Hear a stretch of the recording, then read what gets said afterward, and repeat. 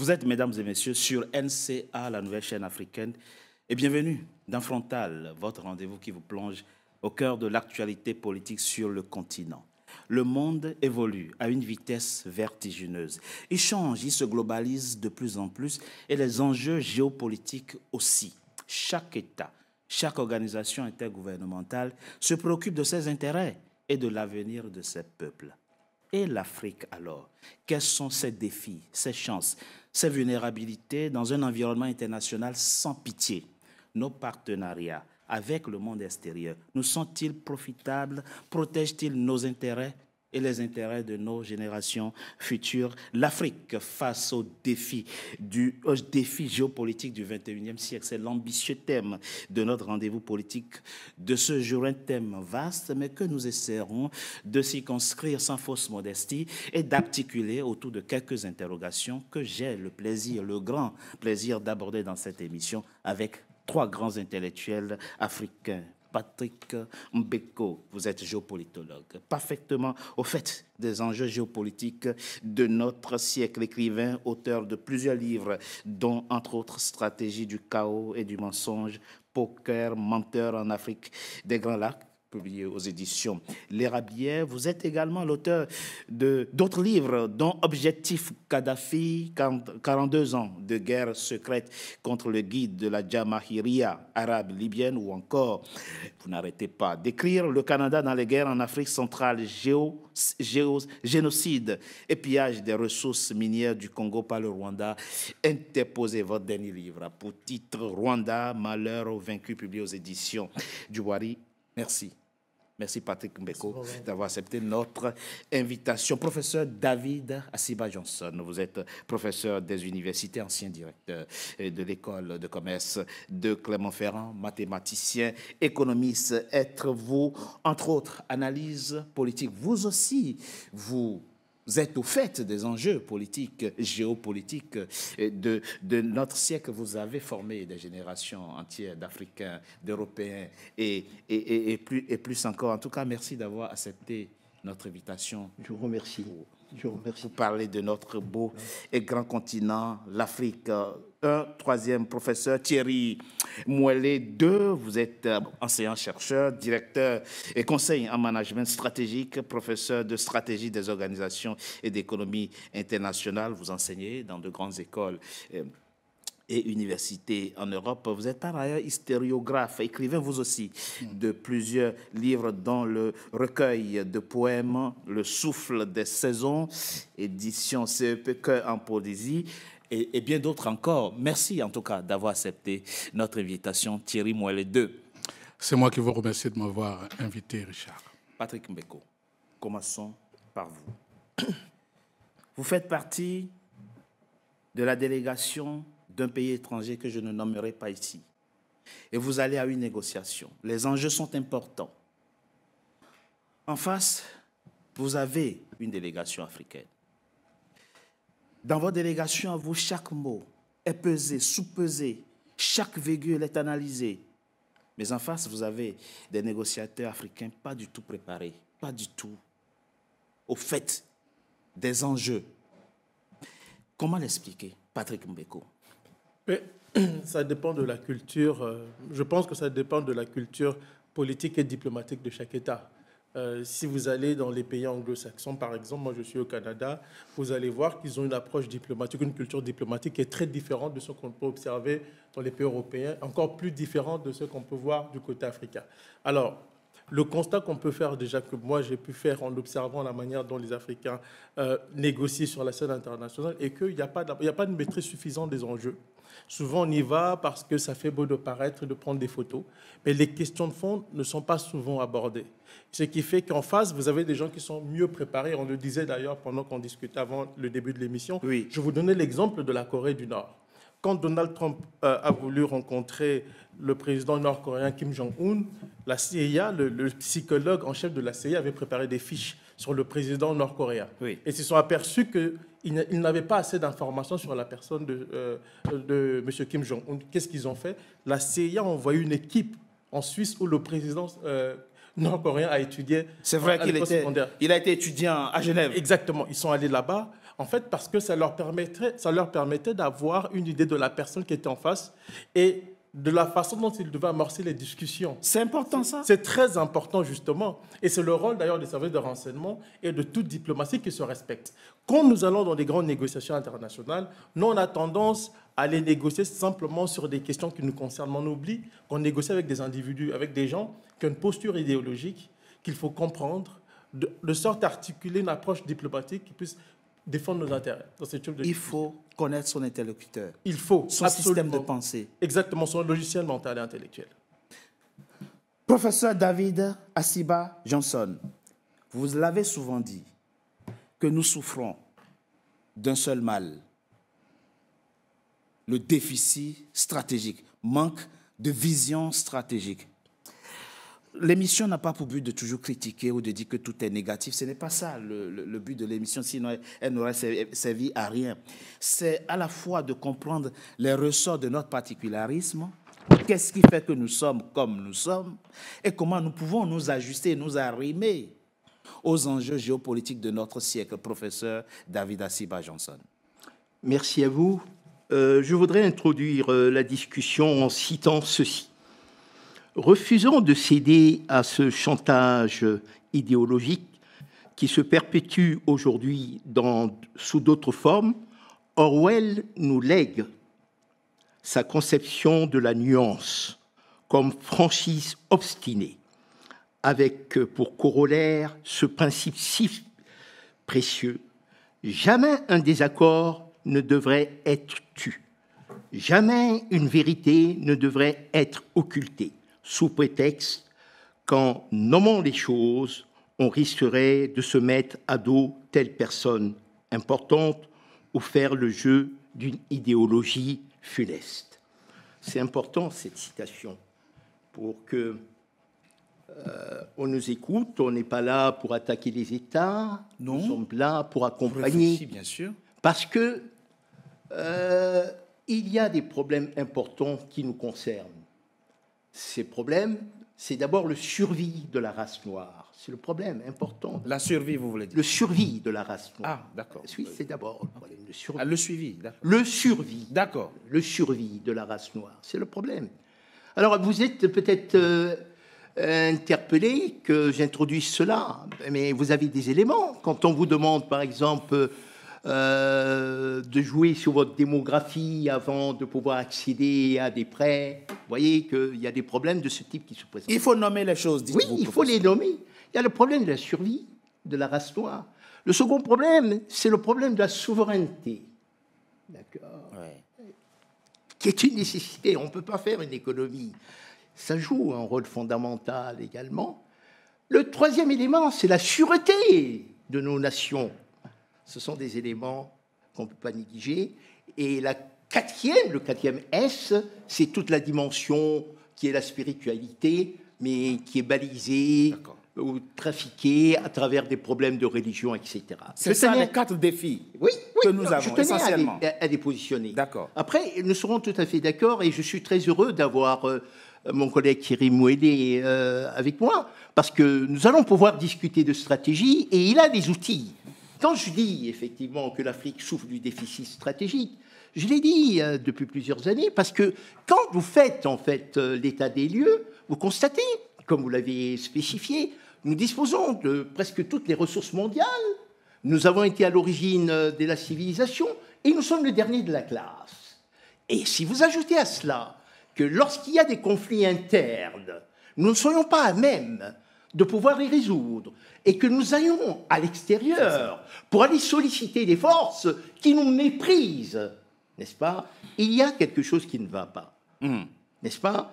Alors, je tenais à pouvoir rappeler cela. Alors, à titre de démarche stratégique, il est important de procéder à une analyse des acteurs et des facteurs, n'est-ce pas? Alors, ces facteurs, mais au préalable, il faudrait d'abord qu'on ait une vision. Une vision. L'Afrique n'a pas une vision, donc c'est le problème de se dire, mais où dévie-t-on aller? Et c'est dû à quoi, selon vous? Ah, effectivement, il y a plusieurs questions, plusieurs réponses. mais nous sommes tenus de faire une rétrospective historique. Oui. Alors, la rétrospective historique, je vais faire l'économie de la période esclavagiste, la période coloniale, mais je vais me situer à partir de la première création d'une république noire, qui était celle de Haïti. Oui. Qu'est-ce qui se passe au niveau de Haïti? Il faut le savoir. Les Haïtiens en finissent avec l'esclavage, n'est-ce pas?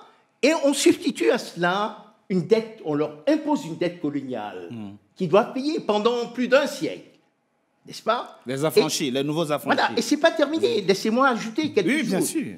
C'est qu'il y a eu encore le braquage de la Banque centrale de Haïti par les Marines, des tonnes, n'est-ce pas? Et alors là, nous sommes en 1880, et quelque temps après, c'est 1884, le partage de l'Afrique.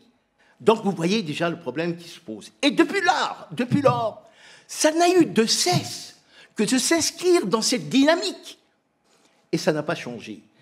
Nous avons fait des concessions qui étaient celles de participer à la Première Guerre mondiale, à la Seconde Guerre mondiale.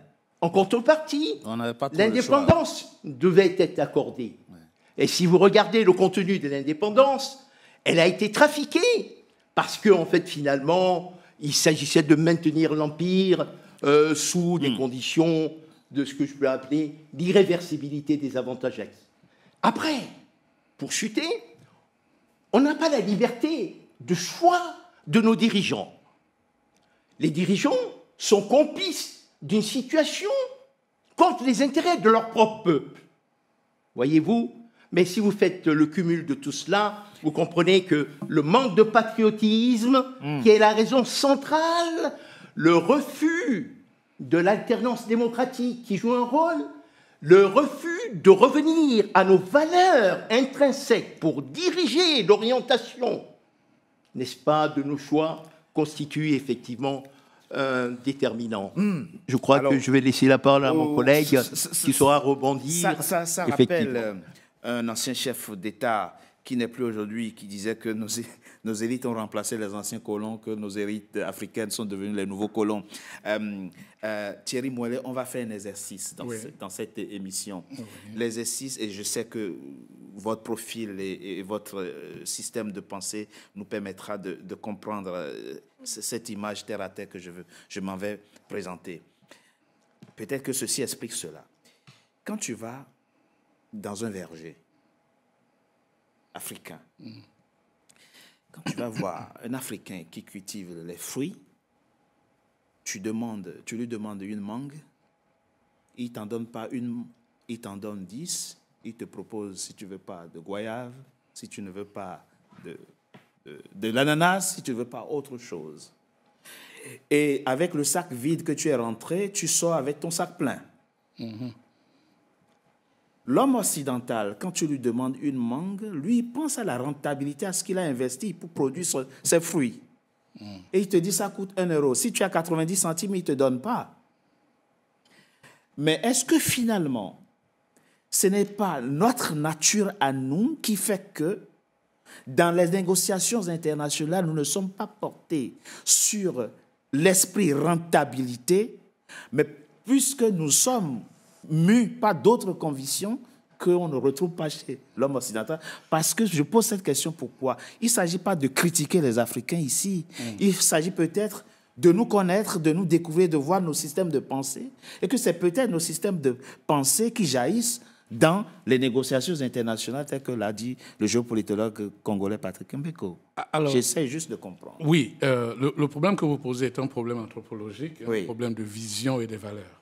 Malheureusement, l'exemple que vous prenez, vous mettez l'occidental au centre de la réflexion. Alors non, l'africain. Oui, allez-y, oui. Je réitère. Je suis dans une approche comparative.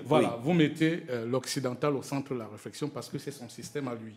Et ce système nous a été greffé par l'acte colonial et nous donnons l'impression que nous faisons partie intrinsèque de ce système alors qu'en réalité, nous n'en maîtrisons pas les leviers. Mais dans la globalisation, nous y sommes. Donc, lorsque vous me dites l'Africain donnera plusieurs fruits, l'Occidental donnera un fruit à la valeur, n'est-ce pas, que ce fruit représente, et pas moins et pas plus. Oui. C'est le rapport à la matière qui n'est pas le même. Le rapport à la matière qui n'est pas le même entre l'Occidental et l'Africain. L'Africain a ceci, bon, dans la globalité de l'approche, l'Africain a ceci d'intrinsèque, que ce n'est pas la matière qui compte, c'est le sourire qui peut générer sur le visage de l'autre, c'est-à-dire la recherche de l'équilibre et la satisfaction. Mais l'occidental cherche son intérêt. C'est ça. Malheureusement, lorsqu'on arrive dans des espaces de négociation, ce qui se passe, c'est qu'on ne s'est pas préparé à savoir que nous allons dans un système qui n'est pas le nôtre. Et que la matrice de négociation, c'est-à-dire la matrice stratégique qui doit être la nôtre, parce que la négociation est une science. Bien sûr. Est une science à part entière dans non seulement le commerce international, l'international business, c'est le commerce international, la vente, l'achat, et tous ces paramètres sont des paramètres que nous devons avoir présents à l'esprit lorsque nous allons dans des forats qui ne sont pas des forats conçus par notre anthropologie, notre vision du monde, notre cosmogonie. Lorsque nous arrivons dans ces espaces-là, nous sommes africains ou nous sommes occidentaux? C'est la question qu'il faut se poser. Dès que nous avons nos paramètres et nos dimensions culturelles qui sont les nôtres et que nous devons mettre sur la table ou mettre entre parenthèses, nous devons opter pour des choix stratégiques. Donc toute négociation, comme l'a dit M. Ndekou tout à l'heure, appartient d'abord à une nomenclature stratégique qu'on fixe au préalable avant de sortir de sa case pour aller dans la case de l'autre ou de sortir de sa case pour aller dans la cour du voisin. Donc la négociation est une science et ça prend. Il y a la dimension non seulement psychologique, mais il y a la dimension de ce qu'on appelle les facteurs culturels. Donc les dimensions culturelles. Il y a des théoriciens comme Get Hofstede qui ont théorisé sur la culture des nations, qui permet de donner à tout négociateur des éléments qui permettent ou bien qui l'aident à savoir que je m'en vais rencontrer une personne sur ces 6 dimensions qui commencent d'abord, par exemple, par appelons ça quoi, la propension au temps long ou au temps court, la masculinité ou la féminité, des éléments qui permettent de savoir dans quelle culture je suis en train d'aller intervenir, quelle est, appelons ça quoi, des discrepancies, c'est-à-dire le gap, l'espace, la différence, le fossé entre cette culture et la mienne, et quels sont les points de convergence qui nous permettent de pouvoir avoir des passerelles pour qu'on se comprenne. Mais si on arrive dans une négociation juste parce qu'on veut aller peut-être se faire voir et dire qu'on y était, si vous regardez les accords ACPCE qui se sont passés, je crois, les derniers, pour ce que j'ai en esprit, c'est en 2011 à Kinshasa. Qu'est-ce qui s'est passé dans ce genre de forum? Il s'est passé que personne ne comprenait ce que les Occidentaux étaient en train de pousser en avant, notamment l'Union européenne, par rapport aux données que les Africains avaient comme données substantielles pour leur survie, notamment la pêche, notamment l'accès aux matières premières, etc., etc. Juste parce que les Africains n'ont pas encore compris que la modernité a structuré toutes les données scientifiques, toutes les données de l'existence, pour en faire des sciences spécialisées. Donc, quand on veut aller négocier, il faut avoir des négociateurs professionnels qui maîtrisent les dimensions culturelles, qui maîtrisent les facteurs psychologiques, qui maîtrisent celui qui est en face, qui il est, quel est son substrat culturel. Qu'est-ce qu'il veut? Qu'est-ce qu'il veut? C'est quoi ses intérêts? Et au-delà de ses intérêts, c'est des éléments basiques. Sinon, vous perdez à tous les coups parce que vous ne maîtrisez pas ces éléments. Il y a un élément important, de mon point de vue, je suis d'accord avec tout ce qui a été dit, mais un élément important, c'est que vous allez négocier pour défendre quelle vision de vos intérêts. Absolument. Parce que si, au fond, moi j'ai retenu quelques mots, vision, intérêt, stratégie. Mais c'est quoi la démarche stratégique? C'est un processus. C'est ça. En fonction des enjeux que l'on définit à court, moyen, à long terme, et des intérêts qui sont les nôtres qu'on veut défendre. Maintenant, quand nous allons négocier, nous allons pour défendre quoi? Il faut avoir une vision de départ, au départ. Mais si on n'a même pas de vision, on va négocier parce qu'il faut parler des minerais comme chez nous. Oui. En RDC, bon, on a du cobalt, on va aller parler de cobalt. Mais au fond, qu'a fait la Chine? Il y a eu la révolution culturelle en Chine. Donc le retour, exactement, il y a d'abord ce retour sur soi-même. Mais les Chinois, qu'est-ce qu'ils ont fait? Ils ont pratiqué le capitalisme avec les règles du Parti communiste. C'est ça. Pourquoi? Parce qu'ils Et là, savaient... c'est la révolution de Deng Xiaoping. Exactement. Voilà. C'est-à-dire que les gens, ils ont fait appel aux intérêts occidentaux. Mais ils avaient une vision de ce que devait être le développement de la Chine. Ils ont étudié aussi Absolument. les Occidentaux Absolument. dans leurs interactions. Et c'est là où il y a un problème du côté africain.